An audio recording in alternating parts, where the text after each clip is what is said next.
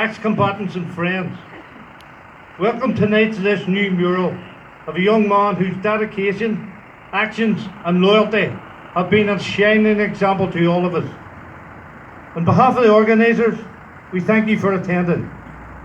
We are adamant that Stevie's memory will not fade in our lifetime. Those of us here who got involved in the conflict around the start of the 1970s lived with the knowledge that death or imprisonment was a very real possibility. It was accepted, an occupational hazard, so to speak. Very few volunteers were put off by this possibility.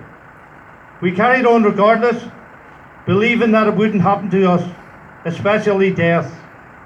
Imprisonment was another story.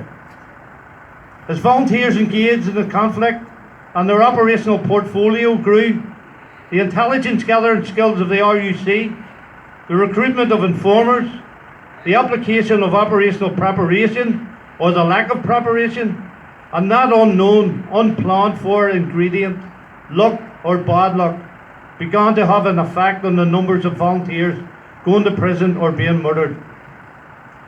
Young and old men and women from all areas and organisations began to fill up the prisons. In 1972, Stevie became one of those volunteers. After carrying out an operation which targeted a known Republican, Stevie ran out of luck when fleeing the scene. He was apprehended by an off-duty member of the security forces.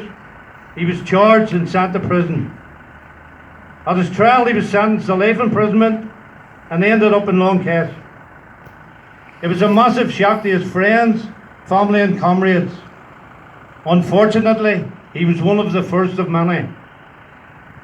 As the prison started to fill up with young volunteers and the years started to move on, Stevie, once a young, green, naive prisoner, became a veteran, a trailblazer, an example to other young men coming into prison. He was loyal to the command structure. He took part in escape attempts whilst keeping his mind and body occupied. He was a great example to others as to the best way to be a political prisoner. He was also a real gauge of how long prisoners could expect to serve. He done this all with a smile on his face, a smile that sometimes masked the fierce loyalty to the cause that never diminished within him. Having served 16 years in prison, Stevie joined a workout scheme in preparation for freedom, and he applied himself to this with the same enthusiasm he had demonstrated as a political prisoner. On his last day of the workout scheme, and having decided with some friends to celebrate his last day with a beer, Stevie became a victim of bad luck and being in the wrong place at the wrong time. Republican criminals attacked the social club that Stevie and friends had decided to visit. And just before the band came here, I met one of the guys who's actually here today, who was with Stevie on that day.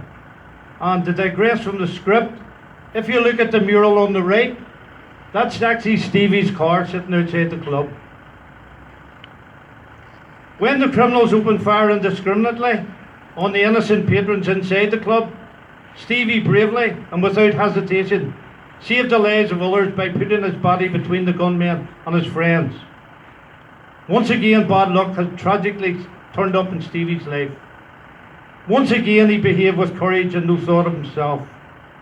Once again, his friends, family and comrades were devastated. We are here today to remember that brave young volunteer. We celebrate his life, his short life, and thank him for his contribution to the cause. As far as I know, only one volunteer has ever served a life sentence and been murdered by Republicans. That was Stevie. That's an exclusive club, as I'm sure you would all agree. Finally, could I thank those involved in getting this latest mural put up? I not mention names, they know who they are. Lam Dergabu, for God and Ulster, no surrender.